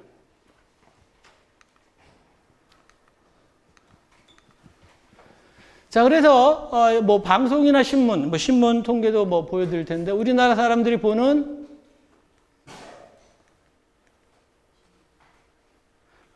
신문도 보면 실질적으로 서울에 있는 신문들이 거의 90, 80%를 차지합니다. 그래서 서울 인구와 경기도 인구가 비슷하지만 경기도 지역에서는 발행되는 신문은 서울의 10분의 1도 안 됩니다. 경기도 사람들이 다 서울에서 만드는 신문과 방송을 이용한다는 겁니다. 그러면 우리는 여태까지 쭉 이런 사회에서 살아왔습니다. 이게 왜 문제가 되느냐? 서울 사람들이 서울에서 만드니까 일단 지방에 관한, 김포에 관한, 고향에 관한, 뭐 부산에 관한 이런 데 관련된 뉴스들은 거의 사용하지 않습니다. 이건 뭐 여러분들 자극하기 위해서 만든 건데, 이거는 안동의 MBC입니다. 안동에는 문화방송이 있어요. 지역에 방송국이 있습니다. 방송국 하나가 있어요. 안동의 인구가 김포의 절반도 안 돼요. 아닙니다. 한 10몇만입니다. 시이기 때문에. 근데 거긴 방송에 있어요. 춘천 한 30만 명 좀 안 됩니다. 거기도 방송과 라디오, 텔레비전, 신문도 나오고. 근데 김포는 인구가 30만이 됐는데 왜 신문도 없고 방송도 없나라는 거예요. 그러면 서울에서 발행되는 신문이나 방송에서 김포에 대해서 어떤 뉴스를 김포 시민들, 김포에서 일어나는 일들 어떤 걸 제공해 줄 거냐라는 거죠. 쉽게 말해서 김포시에 있는 무슨 쓰레기 매립지와 관련돼 가지고 서울시와 서울시민과 김포시민들 간의 갈등이 발생한다면 서울에서 발행되는 신문들은 누구 편을 들까요? 당연히 그러겠죠. 자, 이런 구조라는 겁니다. 근데 이게 정상이냐? 여러분들은 태어나서부터 그런 뉴스 구조, 언론 구조에 익숙해 있기 때문에 그게 정상입니다. 이상한 걸 모르는 거예요. 근데 이거를 다른 나라 민주주의 국가와 비교해 보면 확연하게 차이가 납니다. 자, 그래서 보면 이거는 OECD 국가를 대상으로 해서 선진국들 대상으로 해서 그 미국의 영국에 있는 옥스퍼드 대학에 있는 연구소가 26개국을 대상으로 해서 각 나라에서 그 나라 국민들이 중요하다고 판단하는 뉴스가 어떤 것들인지를 조사를 했어요. 물론 조사의 주된 목적은 요즘 신문이나 방송을 보는 사람들이 점점 줄어서 사람들이 어떤 뉴스에 더 관심을 많이 가졌는지를 파악하고 그런 뉴스를 좀 더 많이 만들기 위해서 조사한 거예요. 그래서 여기서 보면 뒤에 계신 분들은 좀 잘 알 텐데 관심도가 높은 뉴스가 이게 지금 순서입니다. 파란 거는 26개국 평균이고. 그래서 우리나라 사람들 전 세계적으로 선진국에서 가장 관심이 많은 뉴스는 앞에 계신 분들은 보이죠? 무슨 뉴스예요? 지역 뉴스예요. 근데 선진국들과 확연하게 차이가 날 정도로 우리는 적습니다. 지역 뉴스에 대한 관심도가. 그렇다고 아예 없는 것도 아니에요. 자, 요거는 미국이란 나라의 지도입니다. 요게 지금 이게 이렇게 칸칸이 잘라 놓은 게 210개입니다. 이게 뭘까요? 텔레비전 방송 권역입니다. 미국도 이제는 위성 방송 하나면 우리나라처럼, 좁은 우리나라처럼 전 국민들이 동시에 똑같은 방송을 볼 수 있습니다. 위성이 있어서. 하지만 이제 우리가 60년대, 70년대까지는 그런 기술이 없어서 각 지역마다 다른 뉴스를 봐야 했어요. 근데 지금 현재도 지금 미국 같은 경우에는 뉴스를 이렇게 지역별로 쪼개놨습니다. 그래서 각 지역마다 그 지역의 방송국들이 있어요. 그래서 무슨 트럼프 대통령이나 클린턴 전 그 대통령 후보에 관한 뉴스를 보려면 이 지역 방송을 통해서 봐야 돼요. 위성 방송을 통해서 못 봐요. 위성 방송도 그 안에 지역 방송을 통해서만 봐야 돼요. 법으로 그렇게 규정해 놨어요.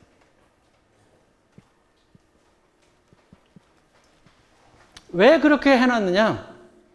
지역 방송이 없으면 민주주의를 못한다라는. 왜 민주주의를 못하느냐? 아까 말했죠? 지방자치, 지방분권. 우리 정치적인 대표자들은 무엇을 근거로, 무슨 단위로 뽑는다고 그랬어요?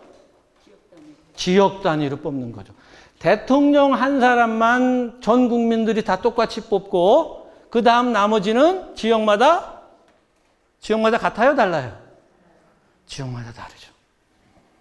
이번 지방선거에서 김포시에서 뽑을 그 후보자들하고 저 옆에 있는 인천시에서 뽑을 후보자들이 같습니까? 다릅니까? 달라요. 그럼 김포 시민들은 누구에 대해서 알아야 돼요? 김포시에서 출마하는 사람들의 후보자들에 대해서 알아야 되겠죠. 인천에 대해서는 몰라도 상관없어요. 그런데 지금 이렇게 쪼개놓지 않으면 KBS가 이렇게 하나 쫙 이 수도권을 다 한다고 하면 해줄 수 있어요? 김포시에 누가 출마하는지 알려줄 수 있나요? 없나요? 못 알려줘. 여러분들은 KBS, MBC, 다음 인터넷 이런 것들만 보는데 거기에는 김포시에 관한 일반적인 뉴스도 없을 뿐만 아니라 정치에 관한 뉴스도 없고 선거 때가 되면 안 된다는 알려주잖아요. 그럼 어떤 사람들은 그렇게 얘기해요. 선거관리위원회 사이트에 들어가면 후보자들도 다 있고 그 다음에 거기에 다 정보도 다 있다. 맞는 얘기긴 하지만 그 정도의 기회비용, 어떤 정보를 얻기 위해서 그런 번거로운 절차까지 할 사람들은 거의 없다라는 거예요. 왜? 그것보다 더 중요한 일들이 많기 때문에. 자, 그래서 민주주의 국가에서는 아주 기본적으로 신문이나 방송처럼 언론을 법적으로 아예 인위적으로 쪼개서 그 지역에서는 그 지역 주민들이 신문이나 방송을 만들어서 사용할 수 있도록 이렇게 만들어 놨다라는 겁니다. 우리 이제 그런 전통이 없고요. 이제 뭐 지금 시간이 없어. 영국 같은 경우에 보시면 우리나라 같은 경우에는 미안하지만 김포시는 수도권이기 때문에 9시 뉴스나 8시 뉴스를 하면, 저 8시 뉴스는 8시 뉴스나 9시 뉴스를 하면 지역 뉴스가 나오나요? 안 나오나요? 경인방송만 나오고 8시, 9시 뉴스 할 때는 안 나오죠. 근데 아까 거기 안동이나 추천 같은 데는 그나마 8시 뉴스 하면 한 20분, 30분씩 해요. 근데 문제는 뭐냐 하면, 지역 뉴스가 나오면 채널을 돌린다라는 거예요. 재미없다고. 다른 지역 뉴스, 다른 거, 연속극보로 채널을 돌린다는 거예요. 근데 지금 영국도 민주주의 국가인데, 영국에 보면, 그 시청률 통계 조사를 한 걸 보면, 텔레비전을 가장 많이 보는 날, 영국은 박싱데이라고 해서 크리스마스 연휴 끝나고 쇼핑하는 때인데 그때는 가족들이 다 모여서 텔레비전을 보는 게 관습이래요. 텔레비전 시청률이 매우 높아서 그때 항상 텔레비전 시청률 조사를 합니다. 주요 언론기관에서. 조사를 해보면 전국 뉴스를 이제 6시 40분부터 하는데 그때는 530만 명이 보는데 6시 50분에 하는 지역 뉴스를 보면 오히려 560만 명으로 더 늘어나요. 지역 뉴스를 사람들이 더 많이 본다라는 거. 그래서 이건 뭐 여러 가지 통계인데, 미국입니다. 미국 사람들이 가장 많이 보는 뉴스는 무엇이냐? 지역 텔레비전 뉴스입니다. 그래서 지역 신문, 자, 이런 것들. 자, 그래서 전국에서 국가적으로 트럼프가 뭘 하고 있는지, 북핵 문제가 어떤지 이런 전국적이고 국제적인 뉴스도 접하지만 미국 사람들 같은 경우에는 자기 지역에서 오늘 어떤 일들이 일어났는지, 수도가 단수가 됐는지, 교통은 문제가 없는지, 학교에서 어떤 사고가 났는지 등등등등 그런 정보들을 상세히 알 수 있다라는 거죠. 근데 우리는 그런 시스템이 없다라는 겁니다. 그래서 영국, 독일, 미국, 우리가 흔히 알고 있는 선진국 민주주의를 하고 지방자치를 하는 국가들의 특징 중에 하나는 우리처럼 전국적인 대표도 뽑고 지역적인 대표도 뽑고 지역적으로 자치단체들이 분할되어 있는데 가장 커다란 차이는 지역에서 언론을 만들고 이용하는 시스템의 차이다라는 겁니다. 우리나라는 지역 언론이 거의 제 기능을 하지 못하고 없는 거나 다름없고 이용하는 사람들은 극히 적고. 그렇다고 우리나라 사람들이 그러면 한국 사람들이 언론을, 뉴스를 이용하지 않느냐? 그거 아니에요. 여러분들 끊임없이 체크하고 집에 가면 들어가자마자 텔레비전 켜놓고 종편에서 뭐 하는지, 24시 뉴스 채널에서 뭐 하는지, 하루라도 신문 안 들어오면 무슨 난리가 난 것처럼 보급소에 전화해가지고 왜 신문 안 넣느냐고 야단치고. 끊임없이 여러분들 휴대폰 체크하는 것은 뭔가 중요한 뉴스 안 떴나. 그래서 뉴스는 끊임없이 소비하고 끊임없이 갈구하지만 지역에 관한 뉴스는 미안하지만 없다라는. 그럼 지역 언론이 왜 없느냐? 이게 정상인데 왜 없느냐라는 것은 그것은 우리가 식민지와 독재 정치의 유산이다라는 겁니다. 이 통계는요, 여러분들 뭐 교재에도 있는데요. 일제시대 신문 발행한 걸 보면 경성과 대전엔 부산에서도 발행했는데 마산, 대구, 목포, 군산, 함흥, 나남, 황해도, 해주 등 전국 각지에서 골고루 신문을 만들었어요. 근데 식민지 시절에 일제가 한국인들에게도 신문 발행을 허가했는데 그때 신문을 3개의 신문 발행을 허가해 줬습니다. 지금까지 발행되는 조선일보와 동아일보, 그 다음에 이제 없어진 시사신문이라는 새 신문 발행을 허가해 줬어요. 대신 조건을 달았습니다. 일본 신문처럼 전국 각지에서 골고루 신문을 만드는 게 아니라 어디서 신문을 만들어라? 서울에서 신문을. 그래서 조선총독부의 건물, 옛날에 중앙청 바로 근처에 조선일보와 동아일보, 시사신문의 신문사를 거기에 위치하게 해놨다라는 겁니다. 그 주된 이유는 전국으로 흩어져 있으면 감시하고 통제하기가 어려우니까. 그래서 쉽게 검열하고 통제하도록 하기 위해서 신문을 서울에서만 발행했다라는 겁니다. 그래서 세 개를 허용을 해주면 하나는 서울, 하나는 부산, 하나는 평양 이렇게 분산돼서 발행이 됐어야 되는 것인데 그렇지 않다라는 거예요. 자, 그러다가 이제 우리가 해방이 되면서 전국 각지로 이제 신문이 발행되기 시작합니다. 그래서 이게 1955년도에 조사한 통계를 보면 수도권 서울에서 발행되는 신문하고 지방에서 발행되는 신문이 거의 발행 부수가 거의 비슷하게 나타납니다. 신문이 전국 각지에서 골고루 발행됐어요. 자, 이건 1955년 이승만 정권 때고, 그렇지만 이제 군사 독재 정권에 들어서면서 신문을 대폭 줄입니다. 신문을 못 만들게 해요. 그래서 신문의 숫자가 크게 줄어듭니다. 독재 정권 시절에. 자, 이렇게 되면서 실질적으로 이 과정에서 신문을 통제하는 가장 좋은 방법이 신문을 안 만들면 좋겠는데. 김포시장이라면, 지금의 김포시장이라면, 김포 시민들이 다 읽는 김포신문이 있는 게 좋을까요? 없는 게 좋을까요? 여러분들의 김포시장이라면 있는 게 당연히 좋겠지만, 많은 김포시장들은 차라리 없는 게 좋을 수 있습니다. 뭐가 없기 때문에? 없으면 뭐가 없다는 거예요? 비판하고 감시하는 세력이 없어진다. 그래서 대부분의 정치인들의 특징입니다. 자기네들이 후보 시절에는 언론의 자유 막 중요하다고 하다가 이제 후보가 돼서 당선이 되고 나면 좀 생각이 달라집니다. 화장실 가기 전과 후가 됩니다. 자, 어쨌든 박정희 정권이 언론을 통제해야 되는데 가장 좋은 방법이 무엇이냐? 언론의 숫자를 제한하는 방법입니다. 일일이 검열할 필요 없이. 언론의 숫자를 어떻게 제한하느냐? 그래서 지금 여러분들 교재도 있었지만 시설 기준이라는 걸 만들었습니다. 그래서 대도시에서 신문을 발행하려면 윤정기가 있어야 된다. 시간당 2만 부, 3만 부 찍는 윤정기를 가지고 있으면 신문 발행을 하고, 그게 없으면 신문 발행을 못한다. 근데 윤정기라는 것은 그것을 만드는 나라가 몇 개 안 됩니다. 전 세계적으로 3개의 나라 정도에서밖에 만들지 않아요. 일본, 그 다음에 스웨덴, 독일, 미국, 하니까 3개의 나라, 4개 나라. 윤정기라는 거. 신문을 돌리는 윤정기라는 거. 그래서 1960년대 신문을 발행하려면 윤정기가 있어야 돼요. 국산은 못 만드니까 해외 수입을 해야 되죠. 수입을 하려면 정부로부터 외화 사용 승인을 받아야 돼요.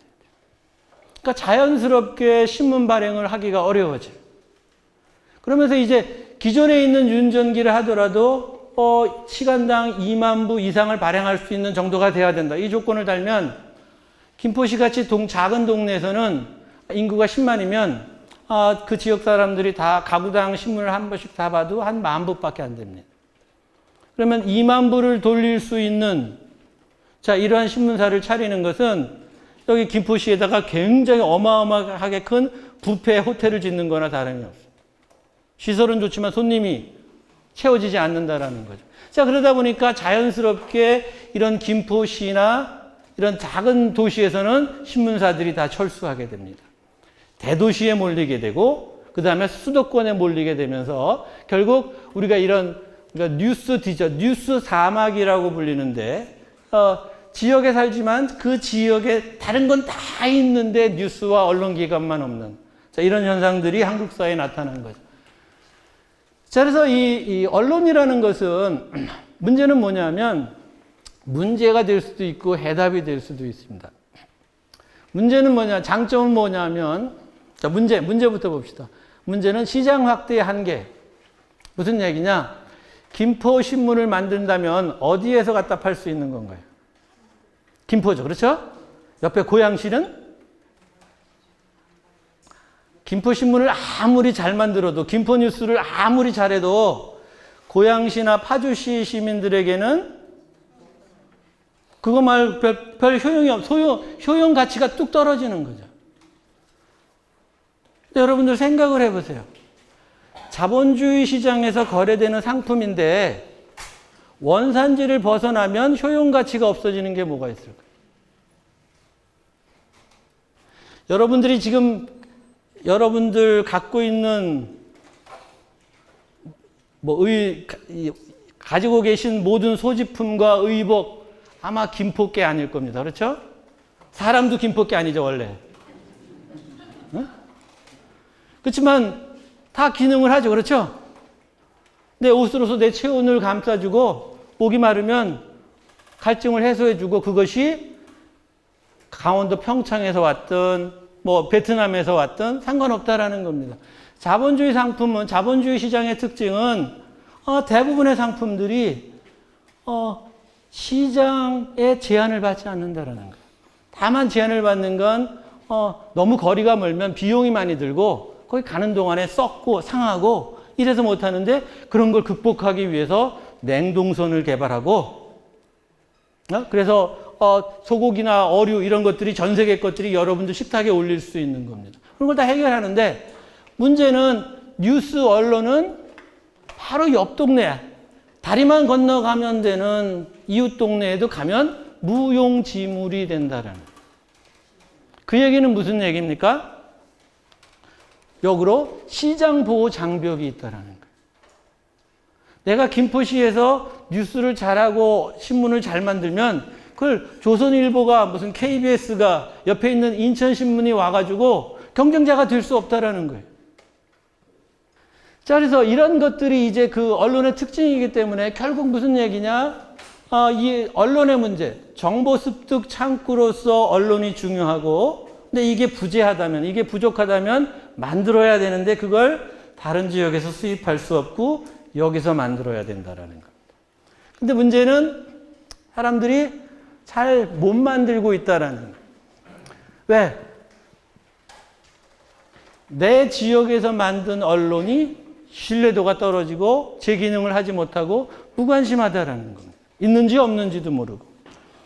그나마 여러 가지 부정적인 인식도 굉장히 높아서 이거는 기자들, 광주 전남에서 이제 그 기자협회에서 작년 2015년 2월 달에 조사한 겁니다. 지역 언론 고쳐야 할 관행, 스스로 자기 비판을 해봐라. 우리가 뭘 잘못하고 있는지. 여기 언론인들이 계실지도 모르겠는데, 보면 보도자료 의존하고 감시 비판 제대로 하지 못하고 홍보성 기사나 써주고 지자체 협찬이나 받으려고 하고 출입처, 정보를 얻기 위해서 맨날 가는 그 기자실이거나 관공서 이런 사람들이랑 그냥 어울려서 돌아다니고 기사 도용, 다른 사람들, 다른 언론사에서 쓴 거 적당하게 베껴가지고 자기가 쓴 것처럼 하고 사실도 없는데 추측성 기자 쓰고 무슨 기자가 무슨 대단한 감투인 것처럼 거드름 피우고 등등등등. 자, 이런 거 하지 말아야 된다라는. 그래서 지금 한 8가지의 그 고쳐야 할 관행이 있는데, 이 관행은 고칠 수 있는 건가요? 없는 건가요? 고칠 수 있는 건가요? 없는 건가요? 네. 자, 그래서 고칠 수 있다면, 이런 걸 하지 않고 언론을 만들 수 있다면 그 지역은 운이 좋은 거고, 그 지역은 앞으로 보다 더 좋은, 살기 좋은, 삶의 질이 좋은 그런 지역 사회로 분명히 될 겁니다. 근데 이런 관행을 고치지 못하는 언론이 존재하는, 그런 언론이 대부분의 지역 언론인 사회라면 그 지역 사회는 살기 힘든 사회가 될 수밖에 없다라는 거죠. 왜냐하면 제가 지금 아직 완성하지는 못했습니다만, 우리가 그 지역 사회들을 많이 비교합니다. 어디가 더 살기 좋은 지역이냐. 그래서 교통, 건강, 그다음에 소득, 직업, 교육, 다양한 것들을 보는데, 가장 좋은 지표 중에 하나는 그 지역에서 만드는 언론들이 얼마나 질이 좋으냐. 왜? 언론의 질이 좋으면 교육의 질도 좋아지고 행정 서비스의 질도 좋아지고 대기업의 횡포도 없어지고 부정부패도 적어질 것이고 지역 주민들 간의 의사소통 여론도 활발해질 것이고 지역에 어떤 문제나 분규가 났을 때 플랜카드 들고 시위할 게 아니라 언론을 통해서 합리적으로 서로 비교해보고 합리적인 대안을 찾을 수 있는 그런 시스템이기 때문이다라는 거죠. 자, 그래서 실질적으로 이런 그 언론이라는 것은 결국 그 지역사회가 얼마나 건강하게 살기 좋은 지역사회로 갈 수 있느냐를 결정하는 중요한 기준 중에 하나다라는 겁니다. 이것만으로 되는 건 아니고 다른 여러 가지 조건들이 있는데 이것 역시 중요한 기준이고 이게 안 되면 지방자치 지방분권 제도를 아무리 잘 만들어도 첫 번째, 우리 인지행동의 첫 번째인 정보 습득, 관심, 공감, 참여, 이로 이어지는 이러한 인지행동의 패턴이 이루어질 수 없기 때문에 실질적으로 지역사회가 그 지역 주민들이 기대하는 만큼 살기 좋은 지역사회로 가기가 매우 어렵다라는 겁니다. 네, 이것이 제가 마지막으로 말씀드리는 거고. 그래서 결국은 자치분권 하려면 이런 언론도 분권화돼서 각 지역마다 그 지역에 필요한 언론을 만들 수 있어야 되고 또 그것이 지역 언론만 있으라는 건 아닙니다. 중앙에서 필요한 중앙 언론과 지방 언론과 지역 언론들이 잘 공존을 해서 우리가 다양한 영양소를 섭취해야 되는 것처럼 국제적인 정보도 우리가 알아야 되고 전국적인 정보도 알아야 되고 그다음에 우리 지역의 정보도 알아야 되고 내 자식, 내 아내, 남편에 관한 정보도 잘 알고 있어야 된다는 거죠. 그래서 이런 의미에서 여러분들이 이번 강의를 통해서 우리 지역사회가 좀 더 살기 좋은 지역사회가 되기 위해서는 언론의 역할, 지역 언론의 역할이 중요하다. 이걸 인지해 주셨으면 좋겠습니다. 네, 이것으로 제 강의를 마치도록 하겠습니다. 네, 감사합니다.